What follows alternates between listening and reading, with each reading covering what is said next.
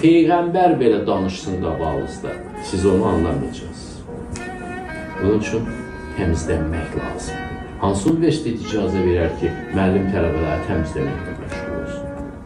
Və ya müəllim dursun desin ki, uşaqlar, bir ay sonra sizə çox önəmli dərs deyəcəm, indidən oruç tutun. Bir ay oruç tutacaqsınız, ayın sonunda sizə önəmli bir mühazirə söyləyəcəm. Deyərlər ki, işte bu müəllim nədir? Amma bu belə idi. Rublev var idi, bir Rus ikonaçısı.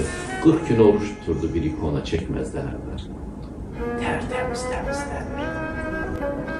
Dualar edirdilər, şairlər şeir yazmazlar.